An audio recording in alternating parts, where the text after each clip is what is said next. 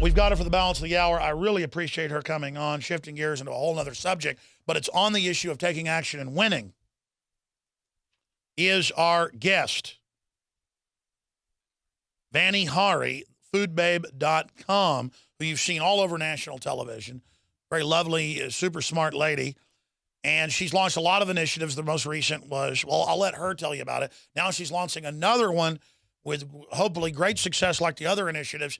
And it's a blueprint for all of us to have victory over our food supply, our water, and have the right to have access to things free from toxic chemicals, mind and body bending systems. So tell us what's coming up in the next long segment. Thank you so much for coming on, and we salute your work.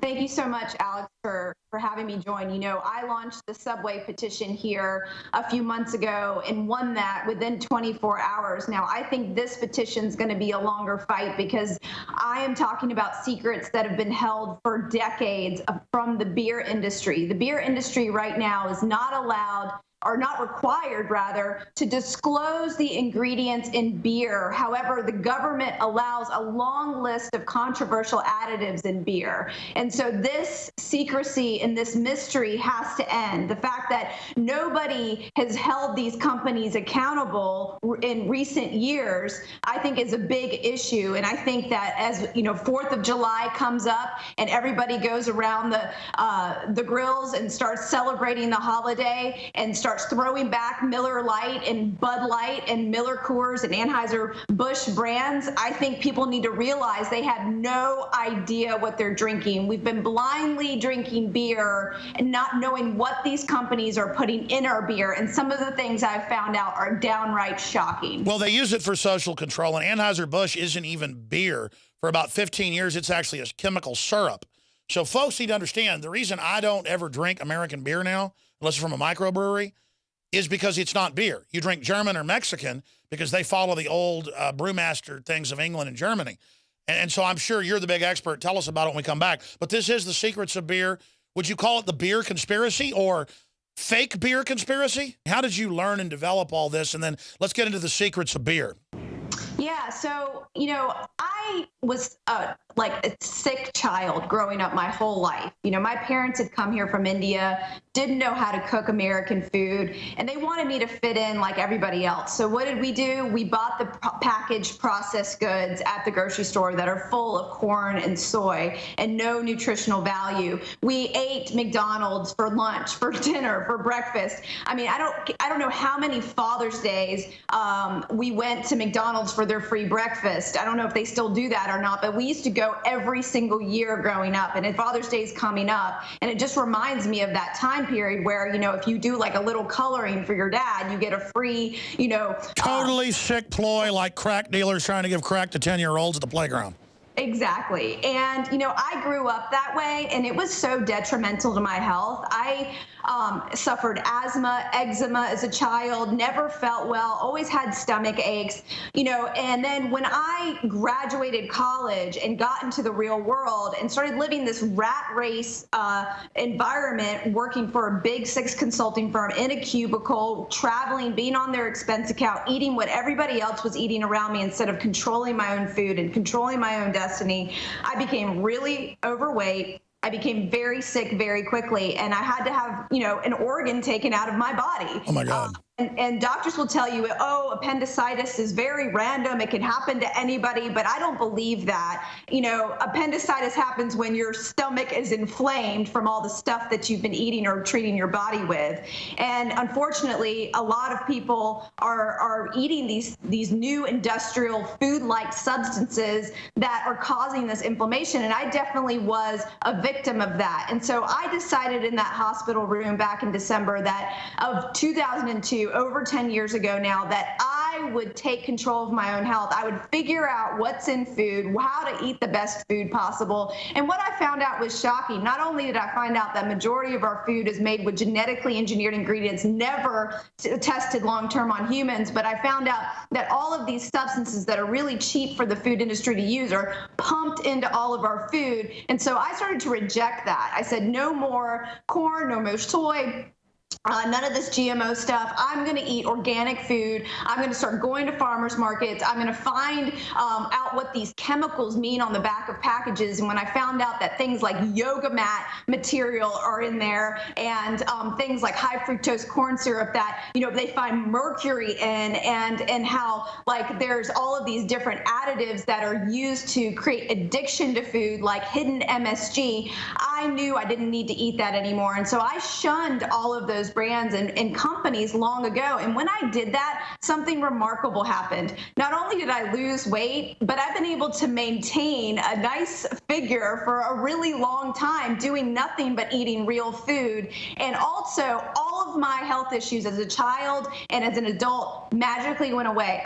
Alex, I'm talking about being on 6 to 8 prescription drugs, depending upon the season, to being on 0 today. Being 10 years older and having less drugs as a 10 years older, and having more energy 10 years older than I did 10 years ago, when I started figuring this stuff out. And when I did this, everyone around me, my friends, my family members, they wanted to know the secrets. And so I started to tell them what I learned, and they were shocked. They were downright, they couldn't believe the information I was giving them on a day-to-day basis as I was traveling with them, you know, whether it be coworkers or with friends or family or at my mom's house. The truth is, they've grandfathered for 100 years. I know you're an expert on this, but we've had other experts on to speak about this. I don't get into beer.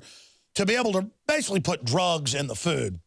The additives are toxic. Many poisons are addictive. Aspartame, you name it, MSG.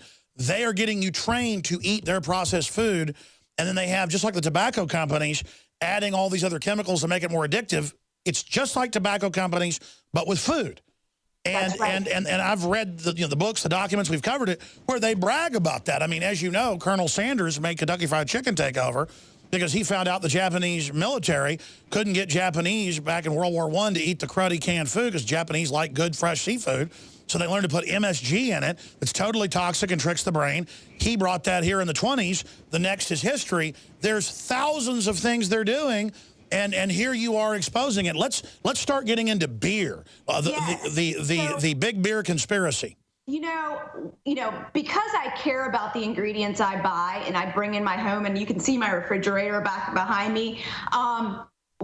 The one thing I didn't know what was in my fridge, because I have a husband and he loves beer, was beer. Like, I would look at the label and I knew nothing about it. And I couldn't believe that I knew nothing about it. And so I started to ask questions. About a year and a half ago, I started an investigation and I started asking the beer manufacturer questions about what's actually in their beer, what ingredients are allowed in beer. And when I found this book published called Chemical Additives in Beer, it's actually out of publishing. It was in 1982 that it was released. So it was so old, but it had this list of additives that are allowed in beer. Things like MSG, things like carrageenan, which is linked to intestinal information, high fructose corn syrup, caramel coloring level 4, which is considered a carcinogen in the state of California. Yeah, the truth is but Budweiser especially, and it's just beer flavoring, sugar, and some alcohol they squirt in it. A lot of these companies aren't even doing fermentation now. It's not beer. Right. And they're not even using real hops either. One thing I found out that Miller Coors has patents on this thing called Tetra hops.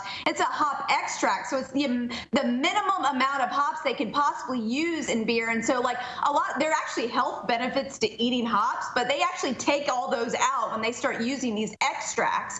And so there's all of this mystery behind what people are drinking, and people around the world, it's not just Americans, people around the world are blindly drinking beer. And so I wanted to start a petition. I launched it this morning at foodbabe.com/beer, and over 11,000 people have already signed it in less than 3 hours. This is a big, huge issue, and I'm opening up Pandora's box for these beer companies. It's a $100 billion industry, and I'm scared to death right now. You have to have a lot of courage to go up against the beer industry, but someone has to do it. We have to stop this lack of transparency. We have to increase the amount of information consumers have so they can say, you know what, Bud Light Lime has high fructose corn syrup. I'm not going to buy that anymore. I'm going to go to this craft brewer, or I'm going to go to this organic brewer and get something of quality to bring into my home and feed to my husband and my family. And by the way, I mean, as we know, the micro brewers everywhere are now displacing,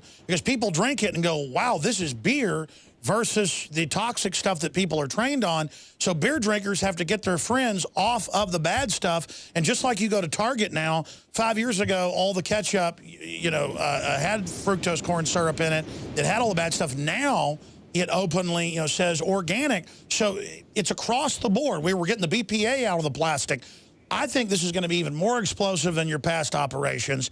And I think we're going to force the big beer manufacturers to actually produce beer, because the corporate chiefs don't want to actually have to have brewmasters there and actually have to create good tasting beer. They want to just put a bunch of fake syrup together that tastes like beer with beer flavoring. We want real root beer with real sarsaparilla. We want real beer that actually, is organic and grows well. That's why they're losing such a market share. I saw the number that they've lost like 45%. Saw it in the Wall Street Journal last year in the U.S. of their market to micro and local brewers. The way they counter is to try to buy them up. But no, why don't the... People realize those microbrews taste better than the watered down sugary stuff that they're selling us in the typical most popular beers, which is, it's really sad that, the most popular beers still continue to be Bud Light and Miller Lite, and it's because it's cheap. And people need to realize that because something cheap is cheap doesn't mean it's good and good for you, but they have such a huge marketing machine. I mean, just think about all the Super Bowl ads and everything else that they do on a normal basis to brainwash you into wanting these brands as Americans. And even people overseas, I don't know how many times I've traveled, Alex, and I come across someone that's from another country and they think it's cool to drink Budweiser. And I'm like, no, you need to be drinking the beer in your country. It's crazy. I see all the Mexican immigrants up here, and they're all getting Miller Lite and Budweiser. And I'm like, my God, this Mexican beer tastes light years better than the fake New World Order beer. But that's what they want. And then it gives you diabetes. Yeah, one of the things I want to mention, you mentioned Mexico beer. Well, Corona was actually acquired by one of these big companies, and now they're using propylene glycol, something found in airplane de-icing liquid in Corona. So beware of Corona. Incredible. I don't like Corona. I used to taste good when I was in high school, and now it hadn't tasted as good in a long time. I don't drink a lot of beer. I don't drink a lot anymore, but bottom line is that I got to tell you. I think, Alex, I think the most interesting part of this story is that right now the FDA does not regulate beer. The Treasury Department, who controls our taxes, is regulating one of the world's most popular drinks. I mean, it's third after water and soda. Yeah, where's the FDA when they're harassing people that sell vitamin C pills and shutting them down? But then meanwhile, because the NFL's tax exempt, these big beer companies, they're all left alone because they're part of the control system. Yeah, and it's really very shameful that the government has allowed this to happen this long. And I hope people support the petition, because I think if we can get millions of signatures, I really think this petition, if the companies don't act soon enough, I think this petition has will be bigger than Subway in the respect that, in my other past efforts, because it's a global issue and it's something that's been, cloaked in secrecy for so long. And I hope people... Don't we need German beer purity laws that they've had for 500 years? Because nothing's new under the sun. There's been scams going on. I mean, look at the Jungle. What is it? T.S. Eliot. I believe the true story about the Rockefellers would put chalk in the milk, just like they do in China, or melamine, and then babies would die. These scams have been going on forever, and there should be state laws, I think, that if you false advertise and call something beer and it's not, you ought to get shut down. I mean, I'm sick of it. It's a fraud.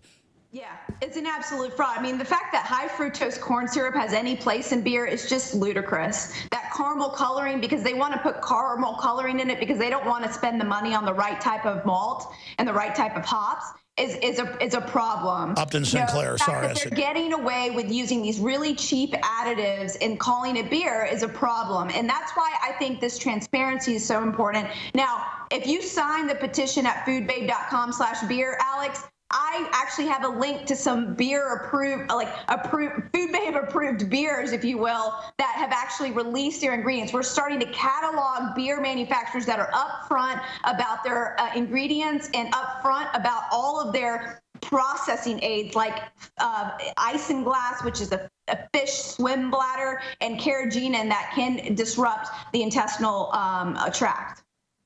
Well, I'll say it bottom line. bread and circus, gladiatorial events, sports, beer.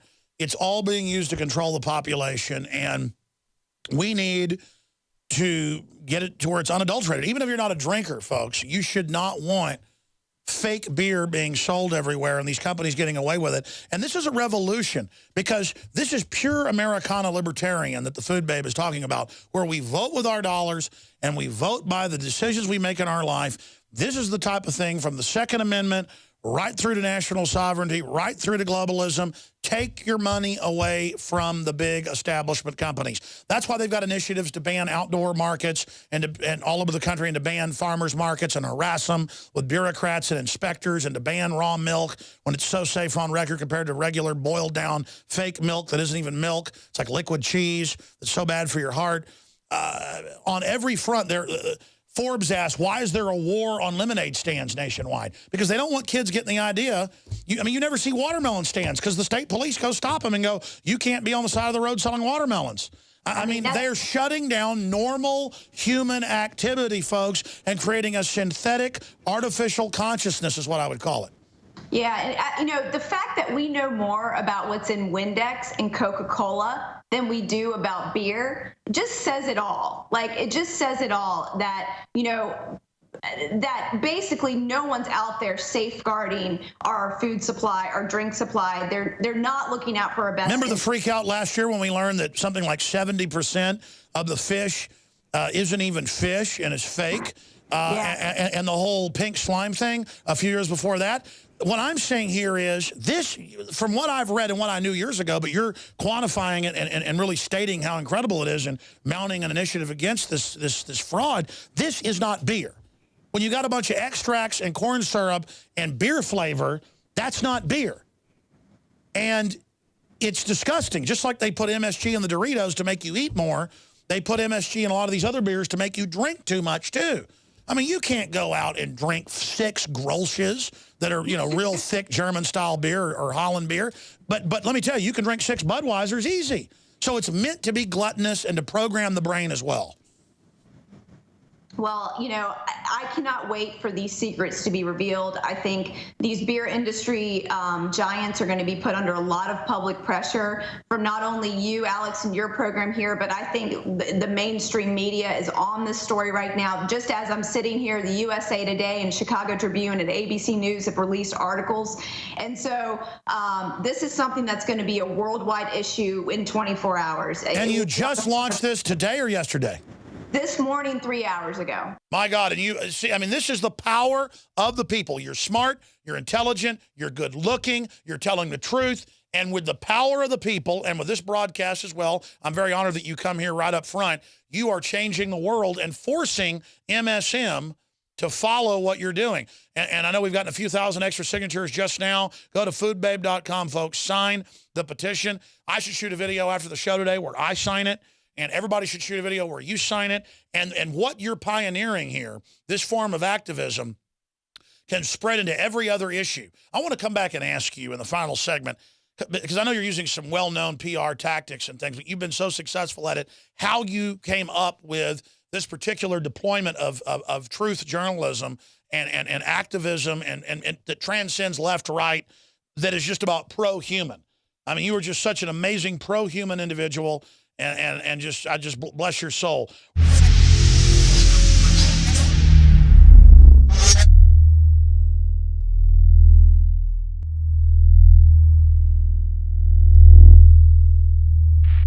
This is Alex Jones for InfoWarsLife.com. The latest in preparedness is now here. An electrically stabilized colloidal silver solution that can be added to both your home cabinet and preparedness pack alike. Concentrated to 30 parts per million in what has been dubbed the survival silver solution. The new InfoWars Life Silver Bullet Colloidal Silver is the answer for you and your family. And it's entirely free of toxic artificial additives that are loaded into many products. The InfoWars Life Silver Bullet Silver is so powerful that it is concentrated into a 2-ounce bottle and is not recommended intended for extended continual use. This is not a low-grade formula. We are working with one of the top laboratory manufacturers in the United States to bring you the best form of colloidal silver using electrical processes within a base of deionized water for your preparedness storage. For your home kitchen, purchase your bottle of InfoWarsLife.com Silver Bullet Colloidal Silver today and find other amazing supplements at InfoWarsLife.com.